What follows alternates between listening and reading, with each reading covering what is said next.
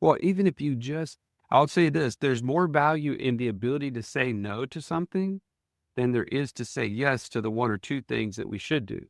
You need to focus on your strengths. Otherwise, you just have stronger weaknesses that you've worked on. When my passive income exceeds my monthly expenses, I now own my calendar. My calendar doesn't own me. I got to do something to create freedom in my life. Wall Street has made us all think that investing is hard, it's complex. It's something that we need others' help to do. Like you can't do it on your own. You're not smart enough. You don't have the schooling and education and all this sort of nonsense. But the reality is, if you can create more passive income than you have monthly expenses, you're free. We want to create passive income today. We want to live today because this is all we have, right?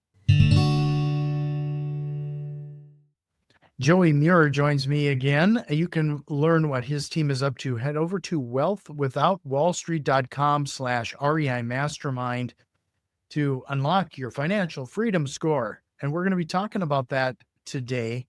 That's a great way to describe it. I really feel like this is one of our unique contributions to the investing world is that most people are chasing ROI when they're investing. What can I get the highest return on? What's the cash on cash? What's the, fill in the blank, whatever they're chasing. And they don't stop to consider that they have a unique personality type that directs or should direct their decision-making process on where to invest. And we can dive into all the reasons around that, but there is a unique way that God has created each of us to see the world that we don't need to disregard when it comes to investing. Sure. Well, could you talk a little bit about how this originated? Like, where did you guys come up with the idea of pursuing this?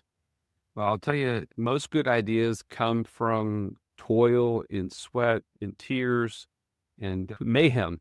And in our case, it was making some big mistakes in what we invested in, looking back and thinking, there's got to be some reason why this didn't work out well for us. And then starting to think, but there's some things that we're really kind of attracted to and towards, and some things that we were just really repellent from. And so we decided there's got to be something to that. It was actually my business partner had heard a podcast for the guy that developed the Colby Index. And he was talking about how it affects certain things. And it was like one of these thoughts. He said, well, I wonder if there's anything like this that talks to investors, that helps investors to see how they should invest. So, anyways, we started down the path of looking for something and there wasn't anything like it. And so that's really where the investor DNA was born. One, seeing that there's nothing out there in the market. And then two, realizing that we can look back and say, man, there's a lot of things about our personality that kept us from success in certain verticals and has catapulted success in other verticals. We've been initially told at one point that we need to work on our weaknesses. And then now we're kind of been told to outsource our weaknesses. In the end, you're typically going to stick with what you enjoy doing and what fits your personality. Is that kind of one of the things that helps people find their sweet spot and what they might stick with? Absolutely. Yeah.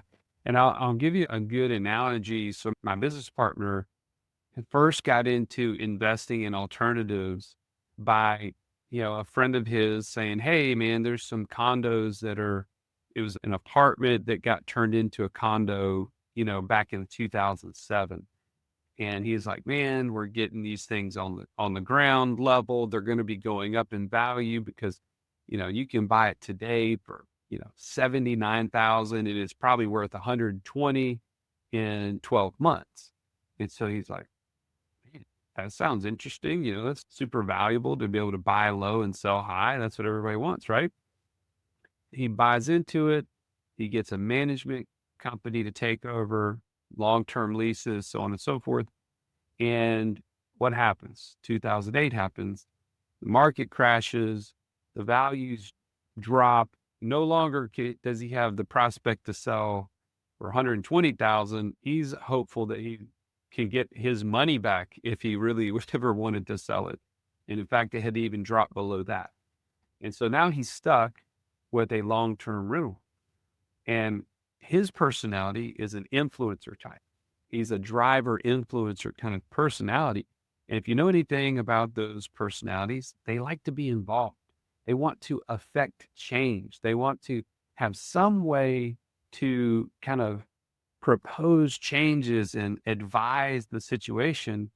Even if they want to be hands off, they still want to have some way to affect the outcome.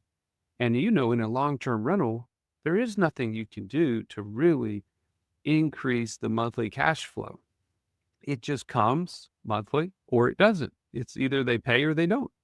And he got bored. Really, if you think about it, that personality type, knowing they can't do anything to affect the outcome, they're just like, is this really what investing's all about? Like, this is making maybe $50 to $100 a month. It's really not that enticing. Why? I don't want to keep investing like this. So what do you think he did? He was just like, I don't want to keep doing that. He just kind of sat on his laurels a little bit and didn't invest for years in other things. And the moral of the story is it wasn't a good fit for him personality wise to have a long-term rental, but the effect of that was years of lost opportunity because he kind of just assumed this is how it's going to be. I don't really want to do this. And I think that's the real opportunity cost that we don't necessarily always see. Mhm. So, other than going to your webpage here, if they go to your website and take advantage of this, is there an online element here or a quiz that they can is there a cost associated with this? Yeah. So there's two things, two separate things. One, we're all about financial freedom at Wealth Without Wall Street. Like we're teaching people the path to get there, to create a system that helps you turn active income into passive income. And most people need a place to start. Like they need to figure out where are they? How close are they to financial freedom? We have a free quiz that you can go to that website, wealthwithoutwallstreet.com/REI mastermind. For the folks that are looking to get involved in the investor DNA, when they go on that website, wealthwithoutwallstreet.com/REI mastermind, they can get on a call with one of our coaches and actually go through the process with somebody like that. You can do it in as a part of our process or you can do it as a one-off course. And that course is not done with you. It's done, do it yourself kind of thing. And I believe the current price on that is like $197 or something like that. So don't quote me on it, but it's somewhere in that vicinity. Sure.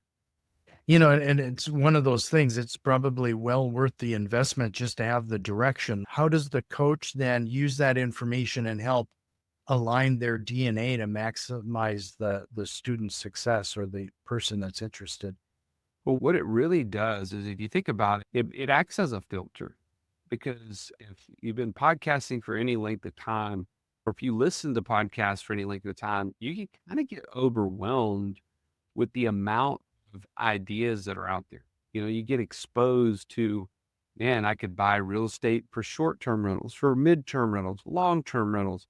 I could do assisted living facilities. I could do, just flip raw land. I could, wholesale. I mean, there's all these different strategies. And you're like, well, which one should I do? I don't know where to start. And so I think at the very least, the investor DNA profile helps you to filter down to at least the top two or three and we have a matrix that comes with it that helps you know the pros, the cons, and the resources required to be successful in any one of these different 16 passive income strategies. But as you do that, you'll start to be really clear, like, ooh, I don't even need to fool with short-term rentals. I'm this type, but I really thought maybe land flipping would be good, or, maybe it's Turo, and understanding that there's different ways that a person would really be successful in each one of those verticals. So I think that's the key.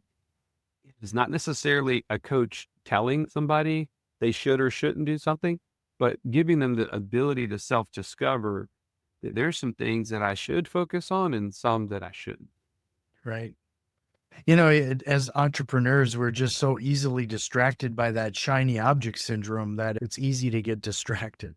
Well, even if you just, I'll say this, there's more value in the ability to say no to something than there is to say yes to the one or two things that we should do.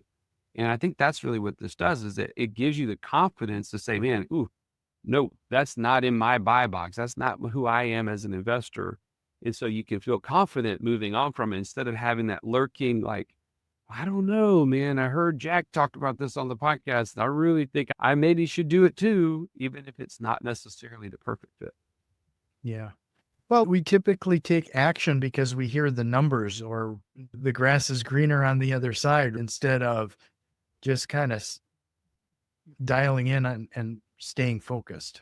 That 100%. Yeah. And I think that is the allure, especially depending on where you're at. Like if you're stuck in either a business or in a company that you work for and you're trying to find your way out and you hear somebody's got, man, this is this is a cash cow, like this person's making all this money, but they're totally opposite of you in terms of personality, resources, experience, whatever, God's given you those things uniquely for you, not for it to be just like everybody else.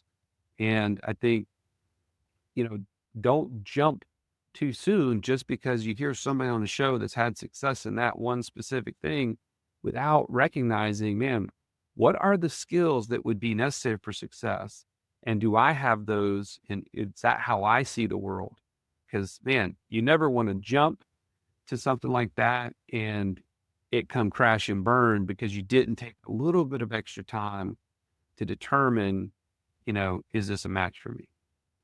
What you're saying here too might be the first time people are going to be a bit honest with themselves or face things that they hadn't considered before. Or, we typically try to perceive ourselves as the way we want to be seen instead of the way we actually are. It kind of reminds me of this was a long time ago, but there was a book called Do What You Are. It had a kind of a personality test in it. I thought it was interesting. It was like the first time I got a decent assessment because my wife was sitting next to me while I was taking the test and she was calling me out on the answers I was giving. Yeah, I mean, to your point, we want to be a lot of times different than who we actually are. And you're right. We've had mixed messages like, hey, really work on those negatives in your life or those areas of improvement. And then other places like, man, you need to focus on your strengths. Otherwise, you just have stronger weaknesses that you've worked on. So I think it is good. It is a good time to be honest. And also, I mean, just recognize that when we are honest with this, we can create a snowball in terms of our passive income strategies that will compound much faster when it really aligns with who we are. You can force yourself for a period of time to push through things that you're really not good at. But if you try to sustain that for a long period of time, you're going to get burned out. It's not going to actually work out to your benefit. And so I think, yeah, being honest up front will pay you dividends long term. Mm. I would imagine this has a pretty big impact to people's mindset and their longevity in the end. Like, could you give us an example or talk to that? When you're doing things that you actually kind of lean towards your strengths, you're probably going to enjoy the work more. Oh, there's no doubt. I think one example just used personally, and by the way, we share our personal passive income report on our show every single month. So, we're not trying to hide anything and we are happy to share when things don't go well. One of the things that we've recognized about ourselves is when Russ and I invest together, my business partner, we are much more apt to be in a place of influence or advisory with a known operator or operating team in any sort of vertical. And so, for instance, we have a land flipping business. Well, you will never catch Russ or I making an offer on a piece of property or showing or putting out an ad to sell that property on terms or dealing with the deed preparation or any of those details. But when it comes time for us to make a decision as an operating team or as an owner's team, we love being involved in that and asking questions and saying, well, okay, well, we've got this 75K sitting in the bank account. What should we do with that? And they can bring up, man, we've got this parcel of land that we think we can subdivide and do this. Or should we just buy notes that are existing in the marketplace? And what's that return on those? Like, how does that work? We love to be in that kind of position that is not uninvolved, but not involved in the day-to-day kind of operational tasks. Compare that and contrast that with being an LP in a multifamily syndication or a mobile home park syndication or even an oil and gas fund syndication that we're involved in. Those are boring to us. They return well. We have returns coming in monthly or quarterly, depending on how they're paid, and they're good, but they definitely don't give us the same satisfaction, nor have we put nearly as much money into them as a result. And so we focus in on the things that we enjoy doing. Thus, our land flipping business is equal to like 23, 24,000 a month of our passive income because we really focus on it. We really love that vertical and being in the position that we are with that business. Just to remind everybody, head over to wealthwithoutwallstreet.com/REI mastermind to take advantage of some of the information there and how Joey and his team can help you regarding this or anything else that they have going on. If you found some value in what we're talking about so far, this show only grows if you share it with another investor friend. So consider doing that. If you're watching us on YouTube, give us a quick like and subscribe. Joey, I'd like to talk a little bit about how your DNA can impact partnerships, because I would imagine that if you have everybody doing this type of thing together, it probably gives you a great starting point so that everybody knows each other's strengths and weaknesses and how each people might fit into some sort of partnership. What are your thoughts regarding that? Oh, that's a great point. And I think it's something that, in the investor world, it can be pretty lonely when you just think about, man, I've got this money and I'm trying to make it grow. I'm trying to, build a legacy personally, whatever your motivation is. In our world, it's all about how can I create passive income to create freedom? When my passive income exceeds my monthly expenses, I now own my calendar. My calendar doesn't own me.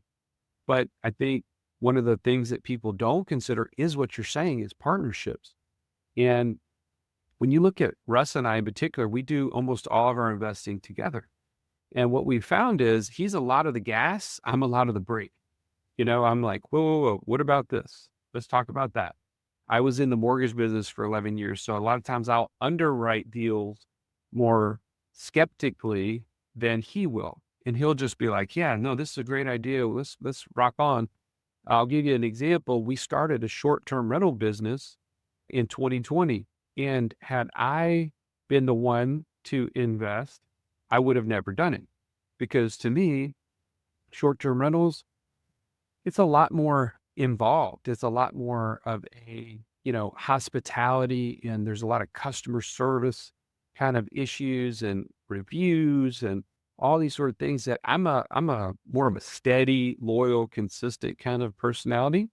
A portfolio of short-term rentals that he can share with the world, and he can host people. He loves hosting people and all this sort of stuff. And it's not that I don't love that, but it's definitely not my first step. And so I just was like, you know what? I've got this long-term rental. I can flip it to a short-term rental. We can try it out and let's just see. And he was like, all right, let's do it. We took that with an operator full time, and that operator built the business from one short-term rental to over 27 over the course of 18 months. And that was a massive cash flow machine for us because he managed it, he built the business, and we saw great success in that business. But had it been up to me, without a partnership, I probably never would have gotten to that step.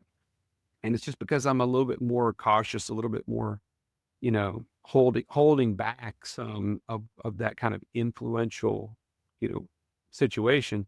And I think the same is true with a lot of people. You limit yourself if you only invest in the things that only you can do.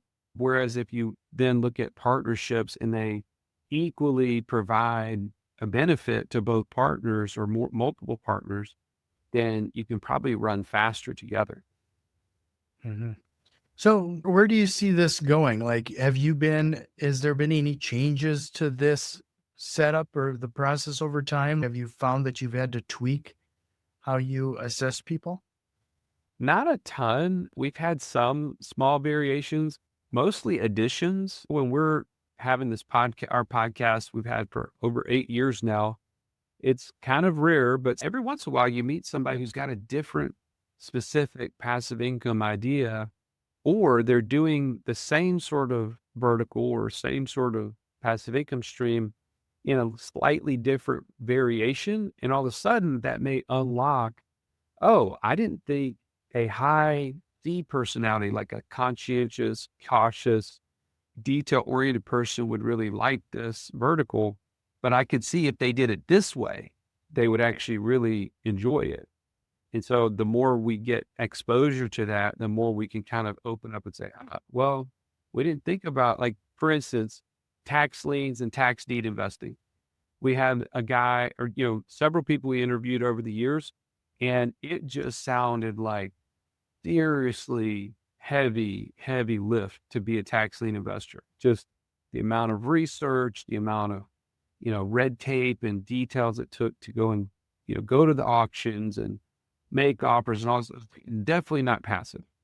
Well, Mhm. just recently we interviewed a guy and he has all the knowledge, all the experience. He can teach you how to do it, but he also has a fund that does it that pays 16% and has all the security, conservative nature of being a tax lien investor without all of the, the upfront hassles that we thought. So it's like, oh, well, that vertical has a means to invest in it that doesn't require somebody to be super hands-on. So I don't know if that answers your question, but every once in a while we have small tweaks like that. But yeah, on the whole, it's been pretty consistent.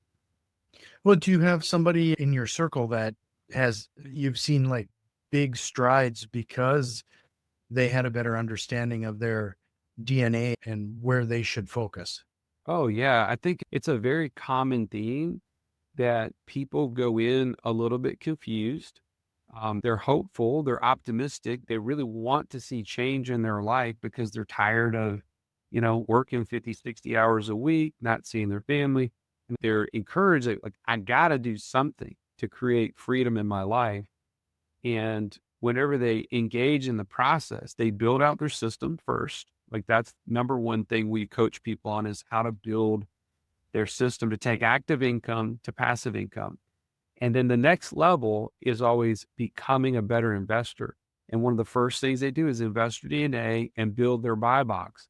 Well, we have countless testimonials of people who have gotten their first $500 of passive income because they got super clear on their investor DNA and on their buy box. So they went confidently to the market.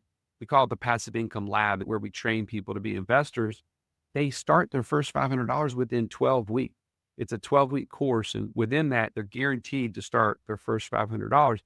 And I can't tell you how many people are just like, I knew exactly what I needed to do because of these two steps I took. And that to me is super rewarding because we want people to take action. And sometimes you just get stalled if you don't have the clarity that I think a tool like this can provide.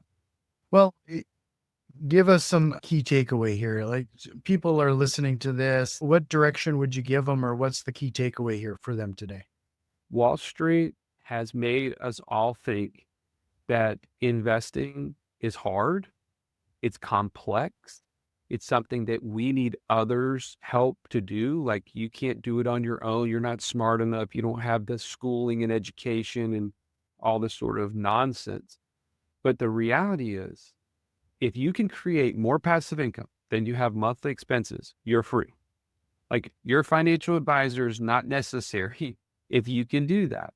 And I think if you can use these little tools and nuggets to get there, you can go very fast. I mean, we're talking people within 18 to 24 months going ahead and being free of their job or free of their business that was really keeping them from their family, keeping them from the impact that they were meant to have on this world because they were just in financial jail. Is really what it amounts to.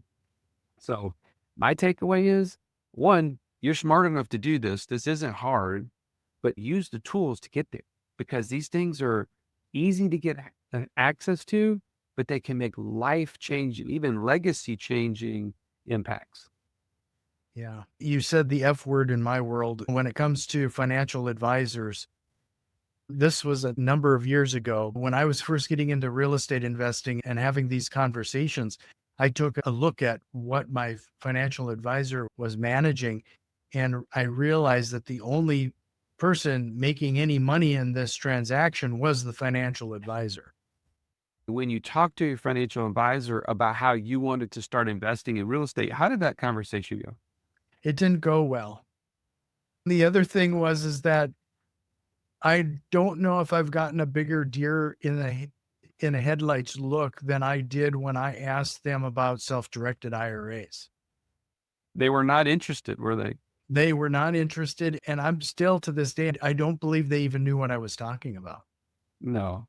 Well, here, the reality is, and this is, you're shining the light on something I think is really important, is your financial advisor's role is not to help you invest in the best possible asset classes for you. It's to pick from the investments that they can actually make money off of you for placing you in. So you bring an alternative to the stock market to them. They will not and cannot actually endorse it to you. They can't because it would be considered selling away from their business, from their company. And it's interesting to me, they have built it off of this idea of retirement. Retirement is a lie. Retirement is the idea that you're guaranteed tomorrow, which from a biblical standpoint, we know that that's not the case. Even from life, you know that we're not guaranteed tomorrow. And secondly, this idea that you need to give me your money today, which I will make fees off of through the stock market, but you don't get to touch your money until you're in your 60s or 70s. And it's to your benefit that we do that. Imagine that for a second. Like that business model is brilliant. I don't owe you anything back for 40 years. And even then, I'm not responsible for the outcome because, the market is going to do what it is. I mean, I can't control it, but I'll manage it. It is the biggest scam of all time. That's the name Wealth Without Wall Street. We don't want to play that game. We want to take control of our finances today. We want to create passive income today. We want to live today because this is all we have, right? We have the ability to impact the world through our family, through our community, through our churches, whatever it may be. And we don't do that by just deferring life for 40 or 50 years. It's just not the answer. Well, Joey, this is always fantastic. Again, it's wealthwithoutwallstreet.com/REI Mastermind. That's going to be a clickable link in the show notes. If you're ready, Joey, we'll jump into the rapid fire and close out this episode. Man, no, I just love being in rooms where we're like-minded and we're about really empowering people. So I'm always grateful to be on your show. What So, lie do real estate investors often tell themselves? man, I'll tell you what, the lie is always in either appreciation or in completely banking on value add, right? Cash flow today is the answer to freedom, but everybody gets addicted to, I got to have this next big hit, this big flip or whatever it may be to get this big lump sum of cash, at the end of the rainbow. And sometimes the end of the rainbow doesn't come. If you could go back in time and give your younger self a piece of advice, what would it be? It's the same thing I talk about every day. And it's, man, I would have been much less focused on rising through the corporate ladder and much more focused on how can I steward the wealth God's given me to create passive income, to create flow today. I wish I would have become an investor a lot sooner as a result of just taking control of my finances. Do you have a book recommendation? Man, I'll tell you what, I'm reading a book personally on just marriage right now, trying to grow as a husband and as a leader in the household. And I recommend it's Gary Smalley's book. And it's what every husband, golly, what's the name of it? It's like what every husband should know, that his wife cannot. What's the name of it? I have to remember the name of it. It's sitting over on my desk over there, but Well, Gary Smalley, that's an easy name to remember. it's a great book. And then finally, what single process or tool have you implemented that has had the biggest time saving impact? I would say this is more of a mindset than it is a tool. I had somebody share this with me years and years ago. I was in college and I was at a leadership type of event. And the guy told me, he said, leadership is always determining what only you can do and making sure that the other things are handed off to people who can focus on their strengths by handling those things. And to me, that has just really helped me to stay focused on, what are the strengths that I have and how can I use them at the highest ability and not get caught up in the things that a million other people can do and actually do way better than me. It's kept me humble and focused. One last time, it is wealthwithoutwallstreet.com/REI mastermind. Really appreciate your time again, Joey. This was great. And you're welcome back anytime. I really appreciate it. I always love being with you and really changing people's lives, man. That's what we're here for.